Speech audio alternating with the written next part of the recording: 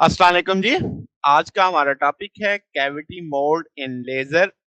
इसमें देखेंगे कि कैविटी में कैसी आपके पास जो लेजर जनरेट होती है उसकी शेप कैसी होगी। तो पॉसिबल जो आपके पास यानी उसमें कंडीशंस आती हैं वो देखते हैं। तो टॉपिक है कैविटी मोड इन लेजर। तो लेजर मोड का मतलब क्या लेंगे, जो पॉसिबल स्टैंडिंग वेव है, वो ट्रांसफर है, वो लॉन्गिट्यूडनल है, तो वो चीज आपके पास लेजर मोड कहलाएगी। या और सादा तरीन लफ्जों में कह सकते हैं कि जो स्टैंडिंग वेव का पैटर्न बनेगा आपके पास कैविटी के अंदर, वो उसका मोड कहलाएगा। ठीक है, तो मोड लफ्ज समझ आ गया कि बुनियादी तौर पे स्टैंडिंग वेव किस तरह की होगी, स्टेशन आपके पास लॉन्गिट्यूडनल या ट्रांसवर्स, किस तरह उसके कंपोनेंट हम देखेंगे। तो अगर हम इसकी प्रॉपर डेफिनेशन जिसे कहें कि जिसमें आप सारी बातों को डिस्कस करें, तो रेजोनेटर मोड या कैविटी मोड जिसे आप बोलोगे, वो ऐसे मोड होंगे ऑप्टिकल रेजोनेटर के जिसमें इलेक्ट्रोमैग्नेटिक फील्ड की जो डिस्ट्रीब्यूशन है, यानी electric field component, magnetic field component, जो अपने आप को दोबारा इलेक्ट्रिक फील्ड में वो रिप्रोड्यूस कर रहे होते हैं, वो मेंटेन करेंगे अपना कम्प्लेक्स एम्पलीट्यूड डिस्ट्रीब्यूशन। और एक यानी रेजोनेट होने के बाद तो राउंड ट्रिप लगेगा, इसमें हम एनर्जी लॉसेस को नहीं देख रहे, अलग कर रहे हैं। तो इसका मतलब क्या है कि जब स्टिमुलेटेड इमिशन होती है तो ट्रांसमिशन होती है बैक एंड फोर्थ, आपके पास जो मिरर लगे होते हैं तो वो इंटरफेयर करते हैं एक दूसरे के साथ। नतीजतन वहां पे राउंड ट्रिप में आपके पास क्या होता है कि इंटीग्रल मल्टीपल ऑफ वेवलेंथ या टू पाई, आप उसके अगर वेवलेंथ की लैंग्वेज में बोलेंगे तो टू पाई, एंगल की जुबान में बोलेंगे तो टू, वेवलेंथ की जुबान में बोलेंगे तो लैम्डा, एंगल की जुबान में बोलेंगे तो टू पाई रेडियन। तो वो आपके पास स्टैंडिंग वेव बन जाएगी। ठीक है, तो अगर आप इस स्टैंडिंग वेव को थोड़ा सा रिवाइज कर लेते हैं, पहले हम मैकेनिक्स में से पढ़ चुके हैं। स्टैंडिंग वेव कैसी होगी, यहाँ पे आप तस्वीर में देखें तो सॉलिड लाइन आपको दिखा रही है, एक वेव मूव कर रही है लेफ्ट की जानिब।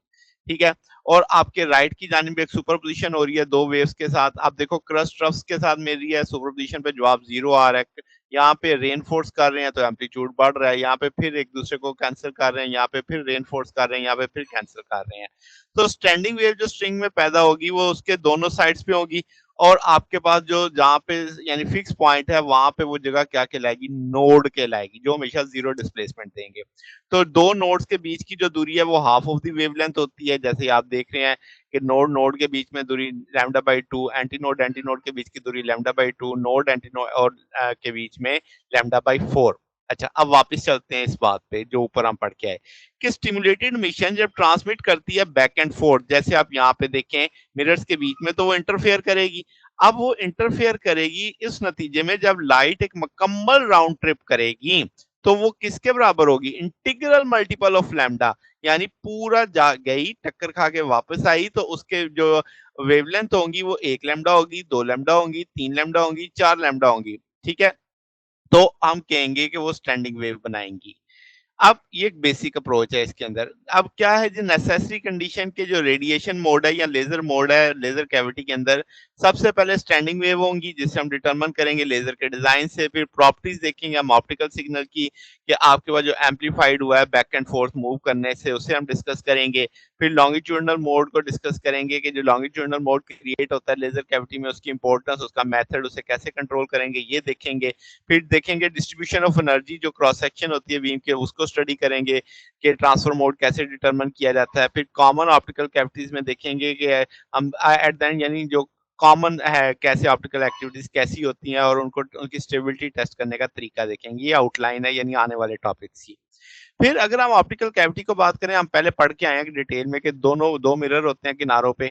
अब आपके जो लेजर मिरर के दो काम होते हैं कि वो आपके एक्टिव मीडियम की लेंथ बढ़ाता है और बीम बार बार उसमें से पास कर रही होती है। फिर हम करेंगे बाउंड्री कंडीशन लगा के इलेक्ट्रोमैग्नेटिक फील्ड को यानी उसके अंदर ही कैद रखेंगे। अब इसमें सबसे जो कॉमन है, जो फ्लैट मिरर वाला होता है फैब्रिकेटेड रेजोनेटर, उसमें दो मिरर होते हैं। ऑप्टिकल एक्सिस जो होता है जहां से लेजर इजेक्ट करती है, जैसे आप इस तस्वीर में देख सकते हैं। तो पहले स्टैंडिंग वेव्स को डिस्कस करते हैं। जैसे हमने कहा था कि हमारे टॉपिक का स्टार्ट क्या स्टैंडिंग वेव्स में देखेंगे, उसके अगले टॉपिक में क्या देखेंगे, प्रॉपर्टीज देखेंगे ऑप्टिकल सिग्नल की, फिर लॉन्गिट्यूडनल ट्रांसफर मोड पे जाएंगे। तो जनाब स्टैंडिंग वेव्स में क्या है, आपके पास इलेक्ट्रोमैग्नेटिक वेव्स होंगी इनसाइड द कैविटी। अब वो मूव कर रही है ऑप्टिकल एक्सिस डिवाइस के गिर्द, वहां पे दो मिरर हैं, वहाँ पे मल्टीपल रिफ्लेक्शंस होंगी, तो length of active medium increase कर देगा। अब जो मिरर है वो डिटरमाइन करेंगे बाउंड्री कंडीशन इलेक्ट्रोमैग्नेटिक रेडिएशन की। अब लेजर बीम वहां से निकाली जाती है इस डायरेक्शन में कि वो ऑप्टिकल एक्सिस के डायरेक्शन में होती है। जो इलेक्ट्रिक लेयर होती है बीम की वो फेज कोहेरेंट और मोनोक्रोमेटिक होती है, यानी एक जैसे एक साथ एक फेज के साथ निकलेगी और सिंगल वेवलेंथ हो रही होगी। तो लाइट एम्प्लीफिकेशन पर स्टिमुलेटेड एमिशन बढ़ जाती है, एम्पलीट्यूड यानी उसका इंटेंसिटी बढ़ जाती है आउटपुट लेजर बीम की। अच्छा जी।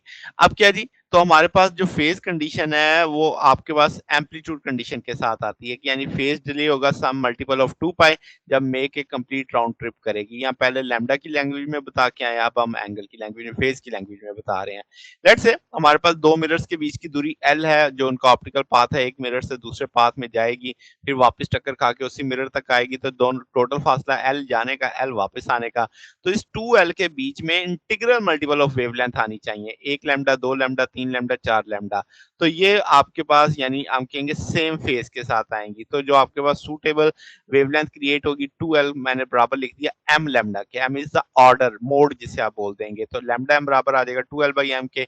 L यहाँ पे ऑप्टिकल कैविटी की लेंथ है, m नंबर ऑफ मोड है, तो न मोड किसके इक्विवेलेंट है? Number of half of wavelength inside the optical cavity. ठीक होगी बात? अब आपके पास न जो वेवलेंथ मोड है हम कहेंगे इनसाइड द लेज़र कैविटी, उसे लैम्ब्डा एम कह देंगे। तो यानी जो मोड की जो वेवलेंथ होगी वो लैम्ब्डा एम कहलाएगी। तो जो वेवलेंथ है मीडियम में वो आ जाएगी lambda m lambda naught by n. N यहाँ पे रिफ्रैक्टिव इंडेक्स है एक्टिव मीडियम का। तो अगर हम वेवलेंथ लैम्ब्डा नॉट को देखते हैं, फ्रीक्वेंसी न्यू देखते हैं, तो सी बराबर आ जाएगा लैम्ब्डा नॉट न्यू। अगर हम लॉस्ट फ्रीक्वेंसी को वीएम कह देते हैं, तो सी बराबर आ जाएगा आपके पास किस तौर पे? लैम्ब्डा नॉट वीएम के। तो यहाँ पे हम लिख सकते हैं कि इसमें लैम्ब्डा नॉट की वैल्यू डाली वो ये आ जाएगी, फिर हम लैम्ब्डा एम की वैल्यू डालेंगे तो ये रिलेशन आ जाएगा, फ्रीक्वेंसी बराबर आ जाएगी m c over 2 N l. M यहाँ पे मोड नंबर है आपके पास, एन यहाँ पे रिफ्रैक्टिव इंडेक्स है, एल आपका distance between the two mirror है, सी स्पीड ऑफ लाइट है। तो ये वो फ्रीक्वेंसी होगी जो लॉन्गिट्यूडनल मोड की होगी, कैविटी के अंदर बनेगी। तो फ्रीक्वेंसी जो फर्स्ट मोड की होगी उसमें M1 रख देंगे तो ये वैल्यू आ जाएगी। जो M1 वाली आपके पास ये फ्रीक्वेंसी है ये बेसिक लॉन्गिट्यूडनल मोड कहलाएगा, या इसे basic frequency of optical cavity बोलेंगे।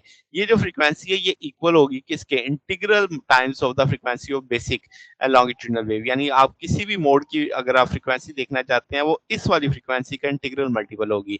यानी सेकंड का होगी तो 2 टाइम, 3 थर्ड का होगी 3 टाइम, 4 का होगी तो 4 टाइम। अगर हम डिफरेंस देखें दो एडजेसेंट लॉन्गिट्यूडनल मोड्स के बीच में, तो वो आपके पास इस तौर पे आ जाएगा, इसमें से आप सी ओवर एन एल आ जाएगा। तो ये जो स्पेसिंग आई है ये basically basic frequency of laser है, यानी जो आपने यहाँ पे देखा था सी ओवर 2 एन एल के बराबर आई है। अच्छा, अगर इन टर्म ऑफ वेवलेंथ की बात की जाए तो डेल्टा लैम्ब्डा बराबर आ जाएगा किस चीज़ के? C over V naught plus C over 2 N L minus lambda naught के। तो यानी जो फ्रीक्वेंसी डिफरेंस के तौर पे भी देखा जा सकता है, वेवलेंथ के डिफरेंस के तौर पे भी देखा जा सकता है। अब इस सारी कहानी में हमने क्या अज्यूम किया? हमने कहा रिफ्रैक्टिव इंडेक्स कांस्टेंट रहता है ऑप्टिकल कैविटी का। तो इसका मतलब जो लेंथ है ऑप्टिकल मीडियम की वो इक्वल होगी लेंथ ऑफ ऑप्टिकल कैविटी। ये चीज़ हमने यहाँ से अज्यूम करके ये यानी ये चाह रहे हैं ताकि आप यानी बेसिक अपने लिए आसानी रखी है।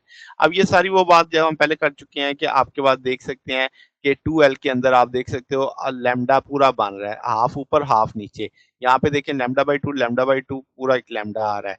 यहाँ पे देखें तो आपके पास अगर हम यहाँ से देखें फ्रीक्वेंसी की वैल्यू तो वो आप देख सकते हैं कि 3 का मल्टीपल आ रही है बेसिक फ्रीक्वेंसी के। तो ये 4 का मल्टीपल आ रही है, ये 5 का मल्टीपल आ रही है। तो फ्रीक्वेंसी आपके पास एन ओवर सी लैम्ब्डा जिसे हम डेल्टा वी सी और कह सकते हैं 2 एन एल। वेव आपके पास वेलोसिटी सी बाई एन के तौर पे आएगी। ए यहाँ पे एंटी नोड को ज़ाहिर कर रहा है, एन नोड को ज़ाहिर कर रहा है। तो ये हमारे पास आज का टॉपिक था। अगर आपको इसमें कोई बात पूछनी हो, डाउट हो तो नीचे कमेंट्स में पूछ सकते हैं। वीडियो अच्छी लगी हो तो वीडियो को लाइक कीजिएगा, दोस्तों के साथ शेयर कीजिएगा, चैनल को सब्सक्राइब कर दीजिएगा। अब तक के लिए इतना ही, बाकी इंशाल्लाह फिर नेक्स्ट देखेंगे। ओके, अल्लाह हाफिज़।